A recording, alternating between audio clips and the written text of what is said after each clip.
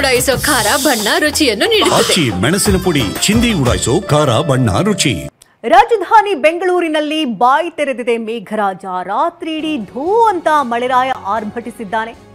ಬೆಂಗಳೂರಿನ ನಾನಾ ಭಾಗಗಳಲ್ಲಿ ರಾತ್ರಿ ಇಡೀ ಗುಡುಗು ಸಹಿತ ಭಾರೀ ಮಳೆಯಾಗಿದೆ. ಸಮುದ್ರದಂತೆ ಬದಲಾಗಿ ಹೋಗಿದೆ ಕೆಆರ್ ಮಾರ್ಕೆಟ್. ಈಗಲೂ ಕೂಡ ನೀರು ನಿಂತಿದೆ. ಪ್ರವಾಹದಲ್ಲಿ ಕೊಚ್ಚಿ ಹೋಗಿದೆ ಹೂವಿನ ರಾಶಿ. ಪ್ರಮುಖ ರಸ್ತೆಗಳು ಜಲಾವೃತ ಆಗಿದ್ದು ವಾಹನಗಳು ಮುಳುಗಿದೆ. ಬೆಂಗಳೂರಿನ ಹಲವು ಏರಿಯಾಗಳಲ್ಲಿ ಮಳೆಯಿಂದ ಸಾಕಷ್ಟು ಅವಾಂತರವೇ ಆಗಿದೆ. ವರ್ತೂರು ಕೆಆರ್ ಪುರಂನಲ್ಲೂ ಮಳೆ ಅವಾಂತರವನ್ನ ತಂದಿಟ್ಟಿದೆ. ನಿನ್ನೆ ರಾತ್ರಿ ಸುರಿದಂತ ಮಳೆಯ ಆರ್ಭಟ ಹೇಗಿದೆ ಅಂತ ಗಮನಿಸ್ತಾ ಇದ್ದೀರಿ. ರಸ್ತೆ ಎಲ್ಲವೂ ಕೂಡ ಸಂಪೂರ್ಣವಾಗಿ ಜಲ ದಿಗ್ಬಂಧನಕ್ಕೆ ಒಳಗಾಗಿದೆ. ಹಳ್ಳ ಕೊಳ್ಳಗಳ ಮಧ್ಯದಲ್ಲಿ ನೀರು ಹರಿತಾ ಇರುವುದರಿಂದಾಗಿ ವಾಹನ ಸವಾರರಂತೂ ಹೈರಾಣಾಗಿ ಹೋಗಿದ್ದಾರೆ.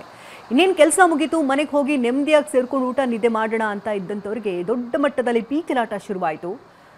ಒಂದು ಸರಿ ರಚ್ಚೆ ಹಿಡಿದು ಸುರಿದಂತಹ ಮಳೆ ನಿರಂತರವಾಗಿ ಸುರಿತಾನೇ ಇತ್ತು ಹಲವು ಗಂಟೆಗಳ ಕಾಲ. ಇನ್ನು ಮತ್ತೊಂದು ಬದಿಯಲ್ಲಿ ಗಮನಿಸ್ತಾ ಇರುವಂತಹ ದೃಶ್ಯಗಳು ಹೂವಿನ ಮಾರ್ಕೆಟ್. ಅಲ್ಲಿನ ವ್ಯಾಪಾರಸ್ಥರ ಗೋಳಂತೂ ಹೇಳತೀರದಾಗಿದೆ. 10-20 ಸಾವಿರ ರೂಪಾಯಿ ಬಂಡವಾಳ ಹಾಕಿ ಒಂದು 30-40 ಸಾವಿರ ರೂಪಾಯಿ ಮಾಡಿಕೊಳ್ಳೋಣ ಅನ್ನುವಂತಹ ಖುಷಿಯಲ್ಲಿದ್ದಂತಹ ಜನರಿಗೆ ನಿರಾಸೆ ಕಾದಿತ್ತು. ತಾವು ಹಾಕಿದಂತಹ ಬಂಡವಾಳವೂ ಬರದೆ ಜನರು ಹೈರಾಣಾಗಿ ಹೋದರು. ನಮ್ಮ ಪ್ರತಿನಿಧಿ ರಾಚಪ್ಪ ಪ್ರತ್ಯಕ್ಷ ವರದಿಯನ್ನು ಕೊಟ್ಟಿದ್ದಾರೆ, ನೋಡೋಣ. ಬೆಂಗಳೂರಲ್ಲಿ ಮಧ್ಯರಾತ್ರಿಯಿಂದಲೇ ಹೂವಿನ ವ್ಯಾಪಾರ ಶುರುವಾಗತ್ತೆ. ಕೆಆರ್ ಮಾರ್ಕೆಟ್ ಅಂದ್ರೆ ಬೆಂಗಳೂರಿನ ಹೂವಿನ ಮಾರುಕಟ್ಟೆ ಅಂತಾನೆ ಫೇಮಸ್. ಸದ್ಯಕ್ಕೆ ಸುರಿತಾ ಇರುವಂತಹ ಧಾರಾಕಾರ ಮಳೆಯಿಂದಾಗಿ ರಸ್ತೆ ಮೇಲೆ ನೀರು ಹರಿದುಕೊಂಡು ಬರ್ತಾ ಇದೆ. ಈ ಕಾರಣದಿಂದಾಗಿ ರಸ್ತೆ ಮೇಲೆ ಹೂವನ್ನ ಇಟ್ಟು ವ್ಯಾಪಾರ ಮಾಡಕ್ಕೆ ಆಗದಿರುವಂತಹ ಪರಿಸ್ಥಿತಿಯಲ್ಲಿ ಉಂಟಾಗಿರುವಂಥದ್ದು. ಮಳೆ ನೀರು ಏನು ರಸ್ತೆ ಮೇಲೆ ಹರಿದುಕೊಂಡು ಹೋಗ್ತಾ ಇದೆ. ಅದರಿಂದ ತಾವು ತಂದಿದಂತಹ ಹೂವನ್ನ ರಕ್ಷಣೆ ಮಾಡಿಕೊಳ್ಳಕ್ಕೆ ಆಗದೆ ಅಂದ್ರೆ ರಸ್ತೆ ಮೇಲೆನೆ ಬಿಟ್ಟಿರುವಂಥದ್ದು.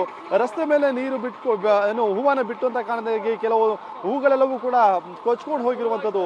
ಇದು ಅದನ್ನ ಅಂದ್ರೆ ನೀರಿನಲ್ಲಿ ಮುಳುಗಡೆ ಆಗಿರುವಂತಹ ಒಂದಿಷ್ಟು ಹೂವನ್ನ ಮತ್ತೆ ತೆಗೆದುಕೊಳ್ಳುವಂತಹ ಒಂದು ಕೆಲಸವನ್ನ ಕೂಡ ಇಲ್ಲಿ ರೈತರು ಮಾಡ್ತಾ ಇರುವಂಥದ್ದು, ಹೂವಿನ ವ್ಯಾಪಾರಿಗಳು ಮಾಡ್ತಾ ಇರುವಂಥದ್ದು. ಬೆಳಿಗ್ಗೆ ಅಂದ್ರೆ ಮಧ್ಯರಾತ್ರಿಯಿಂದಲೇ ಕೆಆರ್ ಮಾರ್ಕೆಟ್ನಲ್ಲಿ ಹೂವಿನ ವ್ಯಾಪಾರ ಜೋರಾಗಿರುತ್ತೆ. ಬೇರೆ ಬೇರೆ ಕಡೆಗಳಿಂದ ಬಂದು ಹೂಗಳನ್ನ ಖರೀದಿ ಮಾಡ್ಕೊಂಡು ಹೋಗ್ತಾರೆ ಹೂವಿನ ವ್ಯಾಪಾರಿಗಳು. ಜೊತೆಗೆ ಖುದ್ದು ರೈತರೇ ಬಂದು ಇಲ್ಲಿ ಹೂವನ್ನ ವ್ಯಾಪಾರ ಮಾಡ್ಕೊಂಡು ಹೋಗ್ತಾರೆ. ಆದ್ರೆ ಇವತ್ತು ಸುರಿತಿರುವಂತಹ ಧಾರಾಕಾರ ಮಳೆಯಿಂದಾಗಿ ಅದೆಲ್ಲದಕ್ಕೂ ಕೂಡ ಒಂದು ರೀತಿಯಾಗಿ ಸಂಚಕಾರ ತಂದಿದೆ ಅಂತ ಹೇಳ್ಬೋದು. ಯಾಕಂತಂದ್ರೆ ಮಳೆ ನೀರಿನಿಂದ ಹೂವನ್ನ ರಕ್ಷಣೆ ಮಾಡ್ಕೊಳ್ಳೋದೇ ಒಂದು ದೊಡ್ಡ ಸವಾಲಾಗಿ ಇಲ್ಲಿ ವ್ಯಾಪಾರಸ್ಥರಿಗೆ ಪರಿಣಮಿಸಿರುವಂಥದ್ದು. ಅದರ ಜೊತೆಗೆ ಹೂವಿನ ಹಂಗೋ ಹಿಂಗೋ ಮಾಡಿ ರಸ್ತೆ ಮೇಲೆ ಹೂವನ್ನ ಇಟ್ಕೊಂಡಿದ್ರು ಕೂಡ ಗ್ರಾಹಕರು ಬರ್ತಾ ಇಲ್ಲ. ಈ ಸುರಿತಿರುವಂತಹ ಧಾರಾಕಾರ ಮಳೆಯಲ್ಲಿ ಹೇಗೆ ತಾನೇ ಗ್ರಾಹಕರು ಬರೋದಕ್ಕೆ ಸಾಧ್ಯ? ಹಾಗಾಗಿ ಒಂದು ರೀತಿಯಾಗಿ ಅವರು ಕೂಡ ಈಗ ಒಂದು ಈ ಮಳೆ ನೀರಿನಿಂದಾಗಿ ಸಂಕಷ್ಟ ಎದುರಿಸ್ತಾ ಇರುವಂಥದ್ದು. ಕ್ಯಾಮರಾ ಪರ್ಸನ್ ಮುತ್ತುರಾಜ್ ಜೊತೆ ರಾಜಪ್ಪ ನಾಯಕ್, TV9 ಬೆಂಗಳೂರು.